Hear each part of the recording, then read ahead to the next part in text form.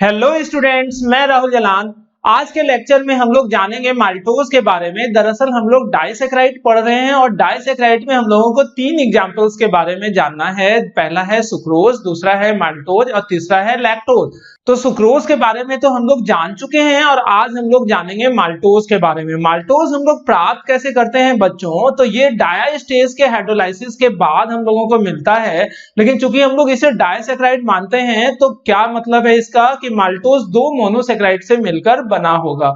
तो जब हम लोग माल्टोज को हाइड्रोलाइज करेंगे in the presence of enzyme maltase या फिर कोई डाइल्यूट एसिड, तो हम लोगों को 2 mole of alpha D glucose मिलता है। अगर उल्टा भाषा में हम लोग बोले तो 2 अल्फा डी ग्लूकोज के कंडेंसेशन के बाद हम लोगों को माल्टोज की प्राप्ति होती है। माल्टोज जो है ये रिड्यूसिंग शुगर है और ये म्यूटा रोटेशन भी देता है। क्यों है रिड्यूसिंग शुगर, वो तो स्ट्रक्चर देखने के बाद ही हम लोगों को पता चलेगा। तो बच्चों शुरू करते हैं माल्टोज। आप लोग हेडिंग देकर लिखो माल्टोज और इसी के नीचे आप लोग पॉइंट कर करके लिखना Maltose is obtained after hydrolysis of starch. Maltose is obtained after hydrolysis of starch in the presence of enzyme diastase, DIASTASE। यहां पर देख लो, वो लिखने के बाद ये रिएक्शन लिखना है C6H10O5 whole N। This is what? This is starch। तो ये मान लेते हैं स्टार्च है। और जब हम लोग स्टार्च को हाइड्रोलाइज करेंगे कौन से एंजाइम के मौजूदगी में बच्चों, तो याद भी करते चले जाना है डायास्टेज। ओके, तो डायास्टेज एंजाइम के मौजूदगी में जब इसे हम लोग हाइड्रोलाइज करेंगे तो बच्चों हम लोगों को क्या मिल जाता है? C12H22O11। This is what? Maltase. और अब जो है माल्टेज के बारे में हम लोग जाने तो ये लिखने के बाद आप लोग जान लो कि C12H22O11 यानी कि माल्टोज, सॉरी ये माल्टोज है, MALTOS। तो माल्टोज MALTOS, माल्टोज को जब हम लोग हाइड्रोलाइज करेंगे कौन से एंजाइम में? तो माल्टेज या फिर कोई डाइल्यूट एसिड। तो इसके मौजूदगी में जैसे हाइड्रोलाइज करेंगे बच्चों तो हम लोगों को क्या मिलेगा? 2 मोल अल्फा डी ग्लूकोज C6H12O6। और ये जो अल्फा डी ग्लूकोज है ये कितना मोल मिलता है अपने को?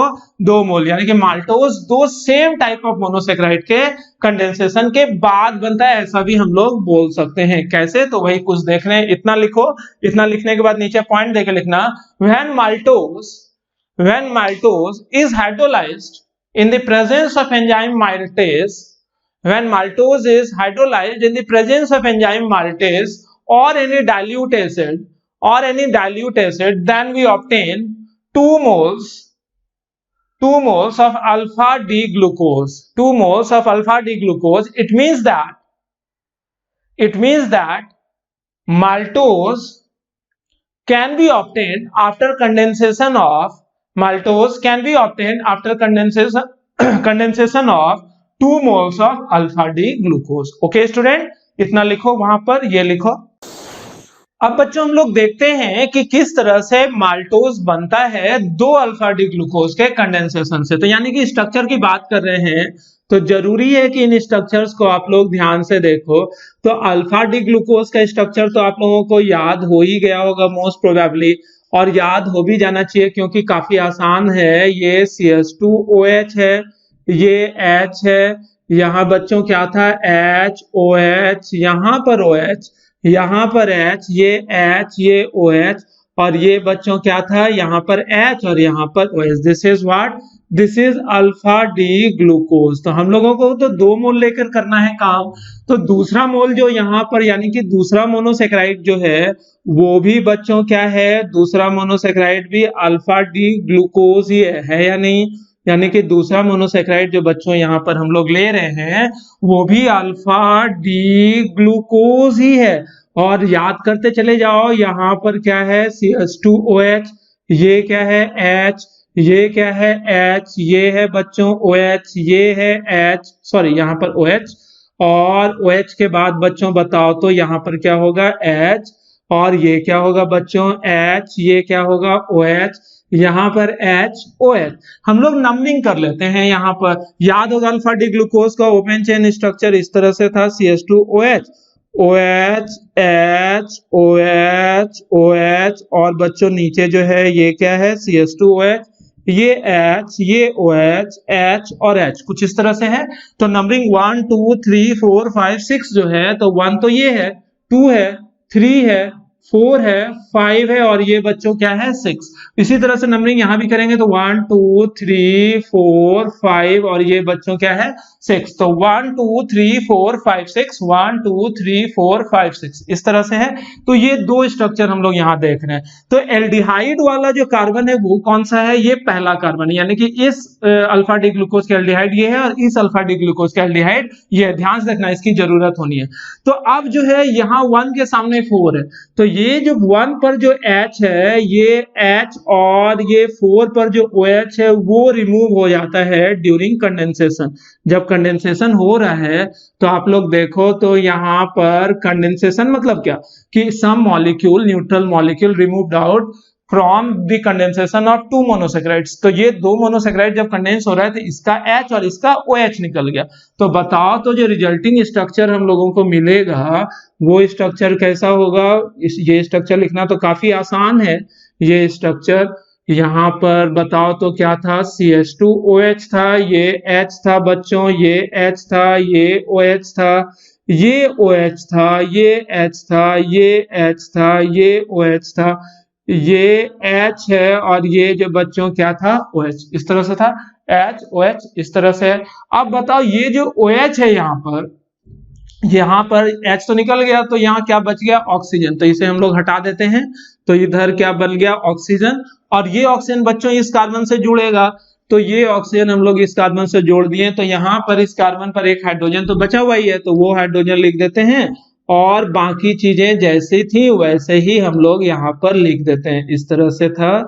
तो यहाँ पर क्या था बच्चों, OH H, और ये जो है ऑक्सीजन है, और बाकी चीजें जैसी थी वैसे ही हम लोग यहाँ पर परोस दे रहा हूं बस। ये इस तरह से यहाँ पर H और यहाँ OH, आप लोग चीजें आराम से समझ रहे होंगे। सिर्फ ये दोनों स्ट्रक्चर मैंने यहाँ पर लिख रखा है, H और OH को निकाल दिया वाटर, तो ये ऑक्सीजन से ये चौथा नंबर कार्बन जुड़ गया। तो बताओ तो यही तो नया बॉन्ड बना दोनों मोनोसेक्राइड के बीच। तो ये जो नया बॉन्ड बना इसे हम लोग क्या नाम देते हैं, ग्लाइकोसाइडिक लिंकेज है या नहीं। ये जो है कैसा लिंकेज कहलाएगा बच्चों, ग्लाइकोसाइडिक लिंकेज। और ये जो स्ट्रक्चर बना, ये स्ट्रक्चर किसका है, माल्टोज का ये स्ट्रक्चर है। प्रोबेबली आप लोग समझ चुके होंगे कि 2 अल्फा डी ग्लूकोज के कंडेंसेशन के बाद ये जो डाइसेक्राइड बना माल्टोज, उसका स्ट्रक्चर क्या होगा। स्ट्रक्चर याद करने के लिए पहले भी हमने बोल रखा है आप लोगों को कि सारे डाइसेक्राइड्स को आप लोग मिनिमम 10 टाइम्स रफ में लिखोगे तो ये स्ट्रक्चर्स बहुत ही आराम से याद हो सकता है। और ये एक जरूरी बात ये भी कि सिर्फ 3 ही डाइसेक्राइड के स्ट्रक्चर तो याद करने ही है सिलेबस में। कौन कौन सा, सुक्रोज, माल्टोज, और इसके बाद नेक्स्ट जो हम लोग देखेंगे लैक्टोज। तो 3 का तो स्ट्रक्चर हम लोग याद कर ही सकते हैं। तो आराम से तीनों का 10-10 स्ट्रक्चर लिखो। दिन भर करना क्या, घर बाहर तो जाना है नहीं, तो तीनों का स्ट्रक्चर ही लिखते जाओ, सोते बैठते लिखो, आराम से बच्चों याद हो जाएगा। और जैसे याद हो जाएगा आप लोग बाकी से बेटर स्टूडेंट कहलाओगे। और ये तो है ही। तो बच्चों यहाँ पर आप लोग देख रहे होंगे कि एल्डिहाइड ग्रुप, यानी कि एल्डिहाइड ग्रुप कहां पर है, 1 पर, और इसका एल्डिहाइड ग्रुप कहां पर है, 1 पर। तो इसका एल्डिहाइड ग्रुप 1 तो इन्वॉल्व हो गया बॉन्डिंग में, लेकिन इसका एल्डिहाइड ग्रुप 1 तो देखो तो फ्री है ना। यहाँ पर नंबरिंग अगर हम लोग कर दें 1 2 3 4 5 6, और इसका नंबरिंग 1 2 3 4 5 6, तो देखो इसका इन्वॉल्व 1 तो इन्वॉल्व हो गया ग्लाइकोसाइडिक बॉन्ड बनाने में, लेकिन इसका 1 तो फ्री है। तो इसका मतलब क्या है, ये रिड्यूसिंग शुगर है। और इस फ्री एल्डिहाइड ग्रुप के वजह से ये टॉलेंस रिएजेंट, फेलिंग सॉल्यूशन या बेंटिक सॉल्यूशन को रिड्यूस कर सकता है, इसलिए इसे हम लोग क्या नाम देते हैं, रिड्यूसिंग शुगर। फिर पूछेगा कि माल्टोज में कौन कौन सा कार्बन इन्वॉल्व है ग्लाइकोसाइडिक लिंकेज बनाने के लिए, तो आप लोग क्या जवाब दोगे, C1 of first alpha D glucose and C4 of second alpha D glucose. और दूसरा, ये सारा स्ट्रक्चर जो होता है हेमी एसिटल स्ट्रक्चर कहलाता है, माने कि मोनोसेक्राइड का साइक्लिक स्ट्रक्चर, और डाइसेक्राइड का स्ट्रक्चर, तो सारे डाइसेक्राइड का स्ट्रक्चर जो है इस इथेनॉल बॉन्ड के वजह से क्या कहलाएगा बच्चों, एसिटल वाला स्ट्रक्चर। ये बात हम लोग पहले से जानते हैं, तो इतना आप लोग जान लो। वहां पर पहले ये स्ट्रक्चर लिखना है पूरा, ये लिख लेने के बाद ये आप लोग लिख लेते हो, तो उसी के नीचे लिखना maltose is formed after condensation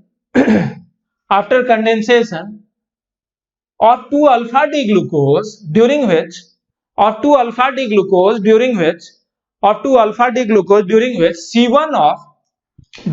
C1 इस तरह से लिखना, during which C1 of first alpha D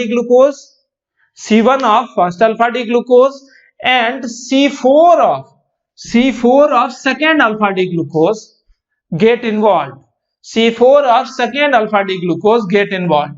line change करके इसी पॉइंट में since in this manner C1 bracket में aldehyde group of second alpha D glucose becomes free in structure of maltose. That's why maltose is reducing sugar. और यहीं पर एक point और करके लिख लो, माल्टोज गिव म्यूटा रोटेशन। ये बात भी आप लोगों को याद रखनी चाहिए। तो बच्चों अगले लेक्चर में हम लोग जानेंगे लैक्टोज के बारे में, जिसे हम लोग मिल्क शुगर भी बोलते हैं। तो आज के लेक्चर में हम लोग इतना ही रहने देते हैं।